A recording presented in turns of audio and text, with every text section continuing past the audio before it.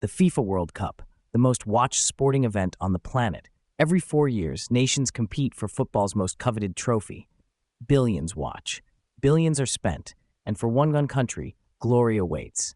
But if you think the World Cup is only about football, think again. Behind every match, every stadium, and every trophy celebration lies a massive business operation involving governments, broadcasters, sponsors, federations, and billions of dollars. Welcome to Sport Biz. Today, we're exploring the origins of football and the first decades of the FIFA World Cup.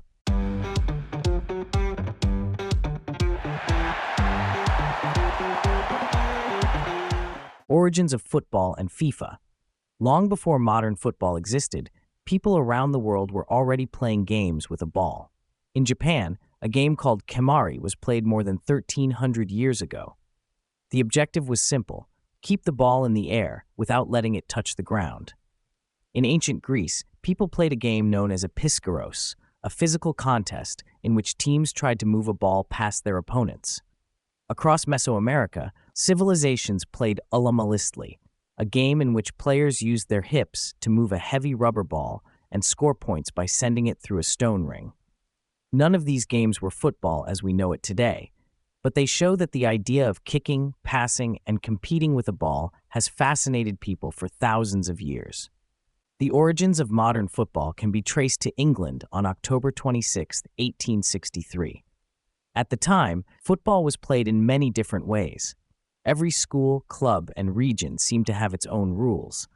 Some versions allowed players to carry the ball with their hands. Others looked more like what we would now recognize as rugby.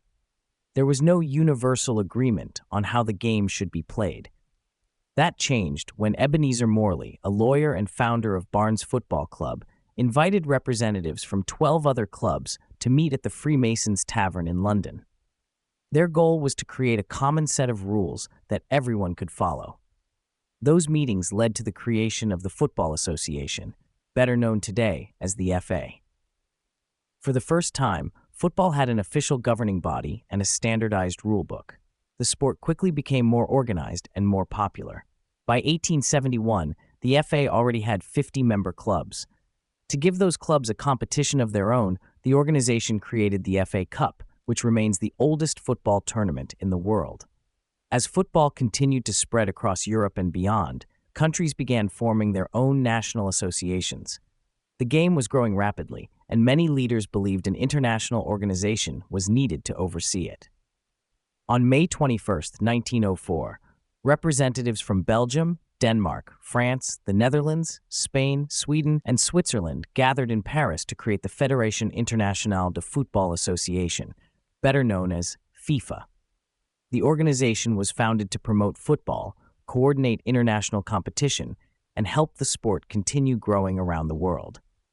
French journalist Robert Guérin played a key role in bringing the founding members together and became FIFA's first president. At the time, few could have imagined what would follow. What began as a small organization formed by 7 European nations would eventually become the governing body of the world's most popular sport, overseeing a competition that generates billions of dollars and attracts audiences in every corner of the globe. Uruguay, 1930. The 1932 Olympic Games, which were scheduled to take place in Los Angeles, decided to remove football from the program. The sport had been part of the Olympics since 1900, so FIFA and its president at the time, Jules Rimet, saw an opportunity. If football was no longer welcome at the Olympics, then FIFA could create its own international tournament. Uruguay quickly emerged as the strongest candidate to host the event. The country had won the football tournaments at the 1924 Paris Olympics and the 1928 Amsterdam Olympics, making it the dominant force in world football at the time. Uruguay also wanted to celebrate the centenary of its constitution and offered FIFA an attractive proposal. The government promised to build a massive new stadium called the Estadio Centenario and to pay the travel and accommodation costs of every national team willing to participate. The stadium alone cost about $1 million, which would be worth roughly $19 million today. Even with this offer, many European nations chose not to attend. The world was facing economic difficulties, and the journey across the Atlantic took several weeks by ship. For many players, leaving work for such a long period simply was not possible. And in the end, only 4 European countries accepted the invitation: France, Belgium, Romania, and Yugoslavia. They were joined by the United States and Mexico from North America, and by Argentina, Brazil, Chile, Bolivia, Paraguay, and Peru from South America.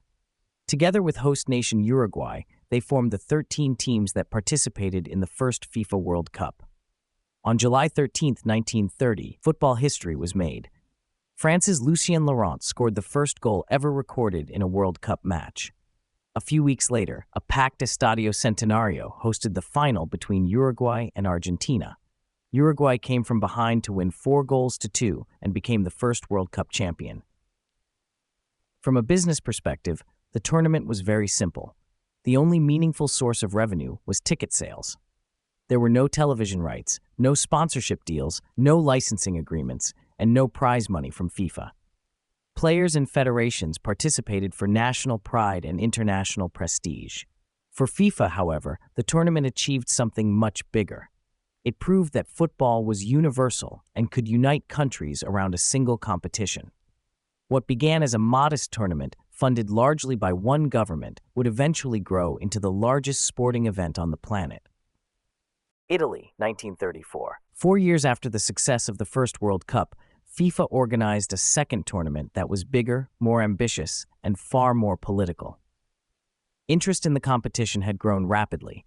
32 countries applied to participate, so for the first time in history, a qualification process was introduced. Only 16 teams would reach the actual tournament. Even host nation Italy was required to qualify, a sign that the World Cup was becoming a prestigious international competition. The race to host the tournament was won by Italy in 1932. Several countries were interested, including Sweden, Austria, and Spain. But Italy had one major advantage: modern infrastructure. The country already possessed quality stadiums, an extensive railway network, and the ability to move large numbers of spectators around the country. Just as importantly, Benito Mussolini's government guaranteed FIFA that any financial losses would be covered by the Italian state. At a time when much of the world was still struggling through the Great Depression, that promise carried enormous weight. Not everyone was happy with FIFA's decision. Uruguay, the defending champion, chose to boycott the tournament. Many Uruguayan officials believed European nations had disrespected the 1930 World Cup by refusing to travel to South America, so they decided not to make the trip to Europe 4 years later. From the beginning, Mussolini understood that the World Cup could be used as a powerful propaganda tool. The Italian government invested heavily in stadium renovations, transportation, security, and event organization. More than 300,000 propaganda posters were distributed across the country. One of the most famous depicted Hercules giving a fascist salute while resting his foot on a football. More than 1 million commemorative stamps were produced, and even a special cigarette brand called Campeonato del Mundo, meaning World Championship, was launched to capitalize on the event. The strategy worked.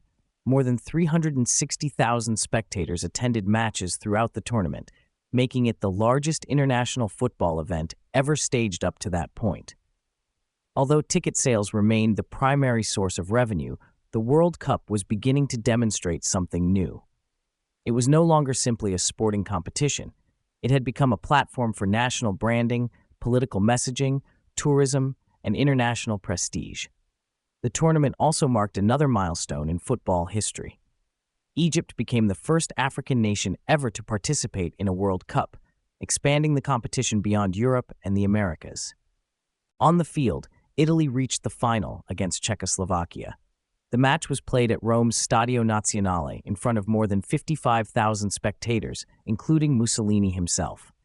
Czechoslovakia took the lead, but Italy equalized before Angelo Schiavio scored the winning goal in extra time.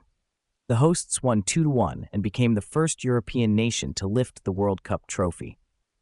The victory, however, remains controversial to this day.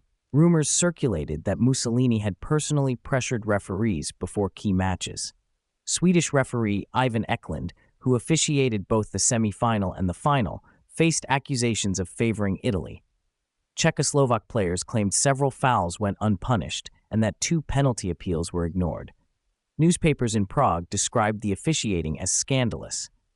No definitive evidence of match fixing has ever been found, and FIFA never opened formal proceedings, but questions surrounding the tournament have persisted for decades. From a business perspective, Italy 1934 represented a major step forward. Qualification matches generated additional ticket revenue before the tournament even began. The competition attracted larger crowds than ever before. Governments had discovered the value of hosting international sporting events, and FIFA had learned that the World Cup could generate political influence, national prestige, and economic activity far beyond the football field itself. France 1938. 4 years later, the World Cup returned to Europe. France was selected as host by FIFA President Jules Rimet, who was himself French. The decision was controversial because many South American countries expected the tournament to continue, alternating between Europe and South America. Argentina had hoped to host the competition and was so disappointed by the decision that it withdrew from the tournament altogether. Politics once again played a major role in shaping the World Cup. Earlier that year, Nazi Germany annexed Austria in an event known as the Anschluss. Austria had already qualified for the tournament and possessed one of the strongest national teams in the world, often referred to as the Wonder Team. After the annexation, Austria disappeared as an independent nation and was forced to withdraw from the World Cup. FIFA chose not to replace them, leaving the tournament with 15 teams instead of 16. Several Austrian players were pressured to join Germany's national team, although not all accepted. The most famous case was Matthias Sindelar, widely considered Austria's greatest footballer. Sindelar refused to play for Nazi Germany and became a symbol of Austrian resistance. But less than a year later, he was found dead under circumstances that remain controversial to this day. Unlike Italy 4 years earlier, France did not need to build major new infrastructure. Most matches were played in existing stadiums, which kept costs relatively low. From a business perspective, the tournament remained heavily dependent on ticket sales. Television was still in its infancy and generated virtually no meaningful revenue. Sponsorships, licensing agreements, and commercial partnerships as we know them today did not yet exist. The World Cup was still primarily a sporting event rather than a major commercial enterprise. Even so, the competition continued to expand internationally. For the first time, an Asian team participated in a World Cup. The Dutch East Indies, known today as Indonesia, became the first representative from Asia to appear in the tournament. The 1938 edition also introduced shirt numbers, making it easier for spectators, journalists, and officials to identify players. It was a small innovation, but one that reflected football's growing popularity and professionalism. The political tensions of the late 1930s were impossible to ignore. Fascist Italy entered the tournament as defending champion, while much of Europe moved closer and closer toward war. Even the final carried political overtones. Italy faced Hungary in Paris, and before the match, the Italian players reportedly received a message from Mussolini demanding victory.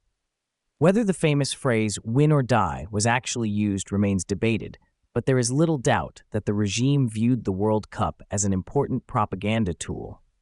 Italy defeated Hungary 4-2 to retain the title and became the first nation to win consecutive World Cups. The tournament attracted more than 375,000 spectators, setting a new attendance record for the competition. Yet despite this growth, football's business model remained largely unchanged. Revenue still came primarily from ticket sales, while host governments absorbed most organizational costs. In hindsight, the most significant story of France 1938 was not what happened on the field, but what happened afterward. Less than a year later, Germany invaded Poland and World War II began. The World Cups scheduled for 1942 and 1946 were canceled, and international football entered a 12-year pause. Brazil 1950. 12 years after the 1938 World Cup, football's biggest tournament finally returned. Because of World War II, much of the world was still recovering from the conflict. FIFA needed a country willing and able to host the competition, and Brazil stepped forward. At the time, Brazil was experiencing a period of rapid modernization. The government saw the World Cup as an opportunity to showcase the country's economic potential and present Brazil as a rising power on the world stage. Winning the right to host the tournament was not difficult. Few countries were in a position to organize a major international event so soon after the war, and FIFA awarded the competition to Brazil in 1946. The centerpiece of Brazil's project was the construction of the Maracanã Stadium in Rio de Janeiro. The stadium was designed to be the largest football venue in the world and became one of the most ambitious sporting infrastructure projects ever undertaken. Construction costs are estimated at roughly $275 million in today's money. When improvements to other venues are included, total infrastructure spending approached $290 million in modern terms. The tournament also marked the beginning of a new political era in Brazil. President Eurico Gaspar Dutra supported the event as a symbol of national unity and economic progress.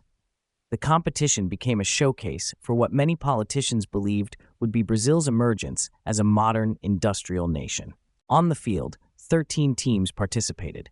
Several countries withdrew before the tournament began, including India, Turkey, and Scotland. One of the biggest stories was the arrival of England. Although the English had created the modern version of football, they had spent many years outside FIFA because they believed their own football association should remain independent from international control. After World War II, relations improved and England joined FIFA in 1946, allowing them to participate in a World Cup for the first time. From a business perspective, Brazil 1950 remained heavily dependent on ticket sales. Television existed, but it was still too limited to generate meaningful revenue. There were no global sponsors, no licensing programs, and no commercial partnerships comparable to those seen today. Stadium attendance was still the engine that financed the tournament. Even so, the scale of the event showed how quickly football was growing. More than 1.3 million spectators attended matches during the competition, setting a new World Cup record. The final round match between Brazil and Uruguay at the Maracanã attracted an official crowd of nearly 174,000 spectators, although many historians believe the real attendance exceeded 200,000. To this day, it remains the largest crowd ever recorded for a World Cup match. The tournament also introduced a unique format. Instead of a traditional final, the last four teams advanced to a final group stage. Brazil entered the decisive match against Uruguay, needing only a draw to become world champion. Newspapers had already printed celebratory headlines, and commemorative merchandise had been prepared for an expected Brazilian victory. What followed became one of the most famous moments in football history. Uruguay shocked the host nation by defeating Brazil 2-1 in front of the enormous crowd at the Maracanã. The result became known as the Maracanazo. The defeat was so traumatic that it influenced Brazilian football culture for decades. Some players were blamed for the loss for the rest of their lives, and Brazil eventually abandoned its traditional white national team uniform, which was seen as cursed, replacing it with the famous yellow jersey that would become one of the most recognizable symbols in world sport. The commercial model was still relatively simple, but the foundations of the modern World Cup economy were beginning to emerge. Stadiums were becoming larger, audiences were becoming global, and FIFA was preparing to enter a new era in which television would gradually transform the business of football. Switzerland, 1954. 20 years after hosting the founding Congress of FIFA, Switzerland was chosen to stage the fifth World Cup. The decision was symbolic.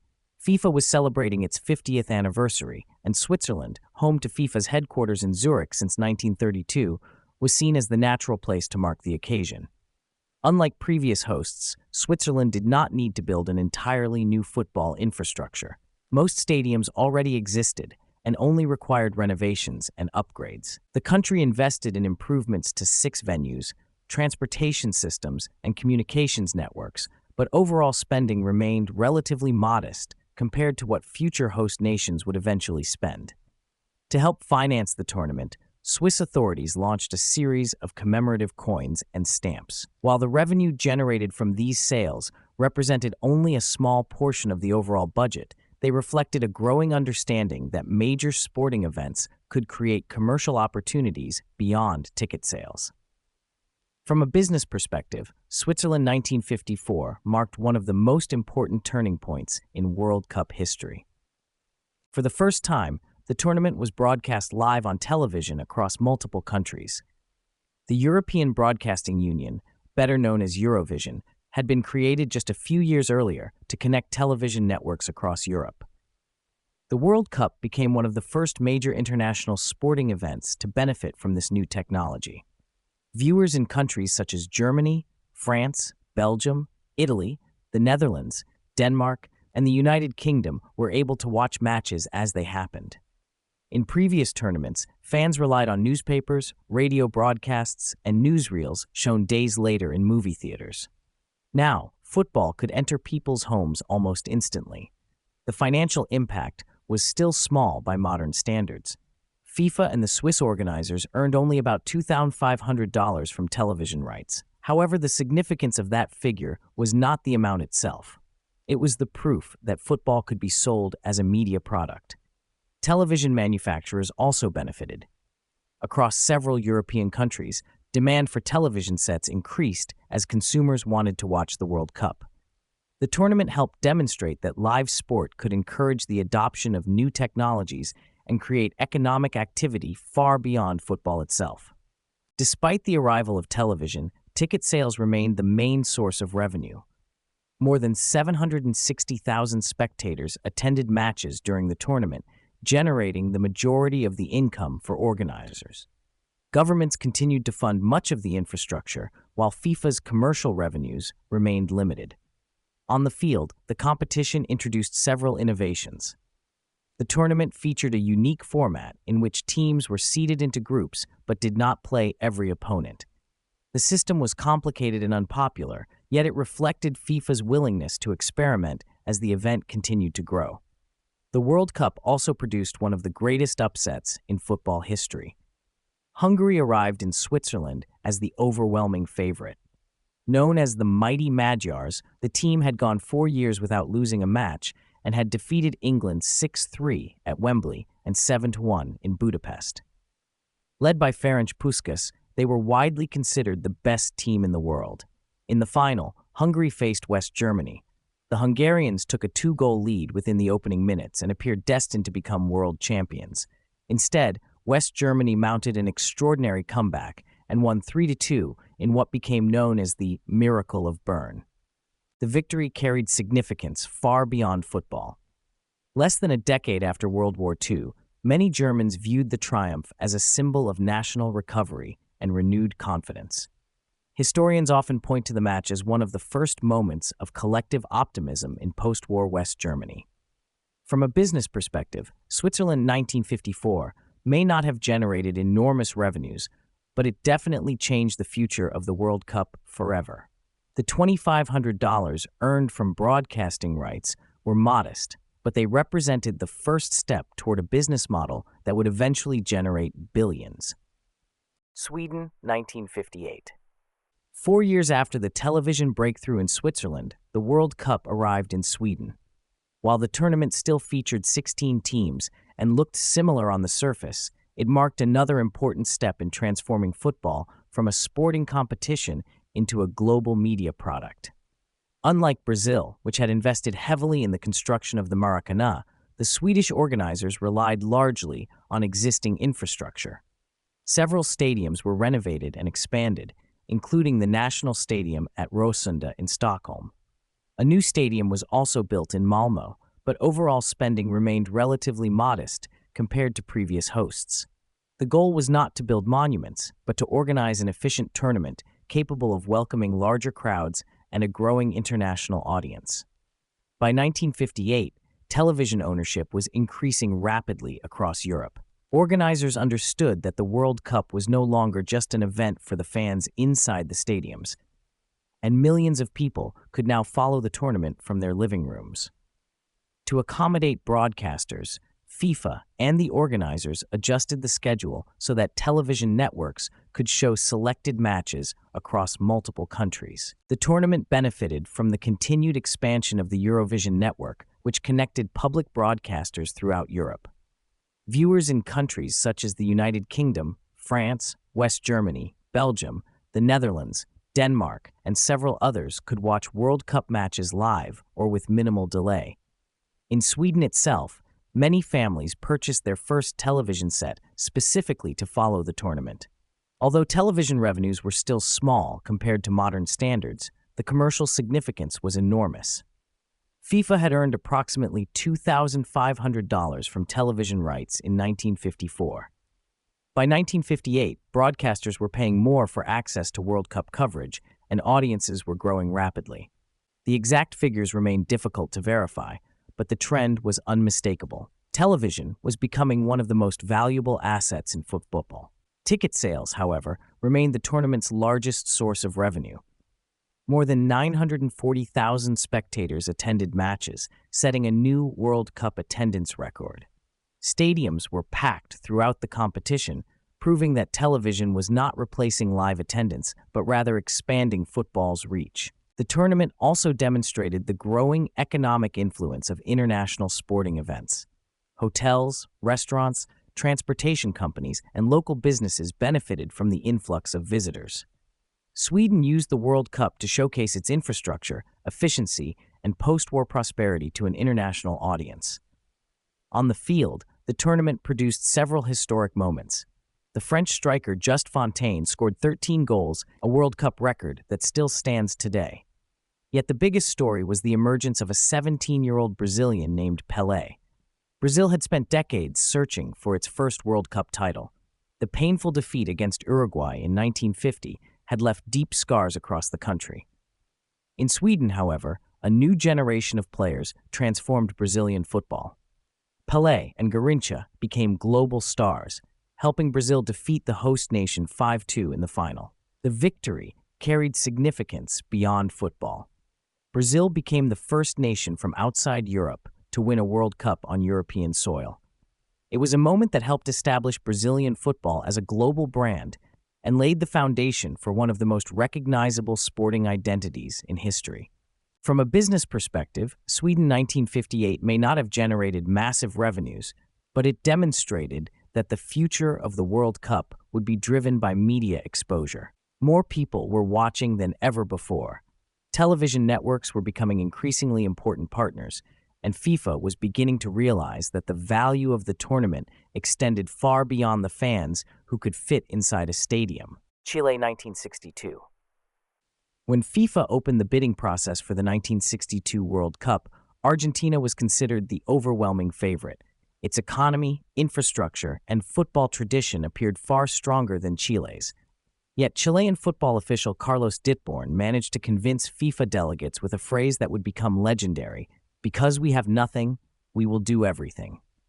Against all expectations, Chile defeated Argentina by a vote of 32-11 at the FIFA Congress in Lisbon and earned the right to host the tournament. Just 4 years later, disaster struck. On May 22, 1960, Chile was hit by the Valdivia earthquake, the most powerful earthquake ever recorded in modern history. Measuring 9.5 on the Richter scale, it killed thousands of people, affected millions more, and caused damage estimated at as much as $6 billion in today's money. The earthquake threatened the entire World Cup project. 4 of the 8 planned host cities became unusable, and many people questioned whether Chile could still organize the tournament. Some FIFA officials even discussed moving the competition to another country. Ditborn refused to give up. Instead, he argued that the World Cup could become a symbol of national reconstruction and resilience. The disaster forced organizers to completely rethink their plans. Rather than building large new stadiums, Chile focused on repairing existing facilities and reducing the number of venues. In the end, the tournament was played in Santiago, Viña del Mar, Rancagua, and Arica. An unexpected contribution came from the private sector. Braden Copper Company, the American mining company that operated the El Teniente copper mine, made its stadium in Rancagua available to the organizers. Originally built for the company's workers, the stadium survived the earthquake with minimal damage and became one of the tournament's official venues. From a financial perspective, Chile 1962 was probably the most modest World Cup since Uruguay 1930. Most public resources were being directed toward rebuilding homes, roads, hospitals, and essential infrastructure. As a result, spending on sports facilities was limited primarily to repairs and basic upgrades.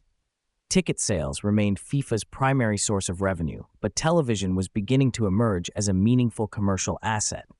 In Switzerland in 1954, television rights had generated only about $2,500. By Chile 1962, broadcasting agreements were worth approximately $75,000. While that figure may seem small today, it represented a 30-fold increase in less than a decade. Most of these agreements were negotiated through the European Broadcasting Union, better known as Eurovision, together with national broadcasters across Europe. The technology still did not allow worldwide live coverage through satellites, but matches could be distributed internationally through a combination of direct transmissions, recorded footage, and delayed broadcasts. For the first time, FIFA could clearly see that the value of a World Cup extended beyond the people who purchased tickets and attended matches in person. A football match could now be watched by millions of viewers in multiple countries, creating a completely new source of revenue and laying the foundation for the media business that would eventually transform the sport. On the field, FIFA introduced an innovation that would become permanent. Goal difference was used for the first time as a tiebreaker in the group stage, eliminating the need for additional playoff matches to determine which teams advanced. The tournament is remembered, however, for one of the most violent matches in football history. Days before Chile faced Italy, several Italian journalists published articles describing Chile as a poor, underdeveloped country plagued by social problems and prostitution. Chilean newspapers responded aggressively, and public anger grew throughout the country. By the time the teams met on June 2nd, the atmosphere inside the stadium felt closer to a political confrontation than a football match. What followed became known as the Battle of Santiago. The match quickly descended into chaos. There were punches, kicks, fights, and constant confrontations between players. Italian midfielder Giorgio Farini was sent off early in the match but refused to leave the field. Police officers eventually had to escort him away. Later, Mario David became the second Italian player to be sent off after striking a Chilean opponent. Despite several violent incidents involving Chilean players, none were dismissed. The referee, Englishman Ken Aston, faced heavy criticism from the Italian delegation and much of the European press, which accused him of applying different standards to each team. Aston later admitted that he felt as though he had been officiating military maneuvers rather than a football match. Ironically, the experience would help shape the future of the game. Aston later played a key role in developing the yellow and red card system that FIFA introduced at the 1970 World Cup in Mexico. Amid all the controversy, Brazil once again proved to be the strongest team in the world. Pelé suffered an injury early in the tournament, but Garrincha stepped forward and led Brazil to its second consecutive World Cup title.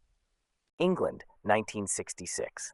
By the time the World Cup arrived in England in 1966, football was no longer just a sport played inside stadiums.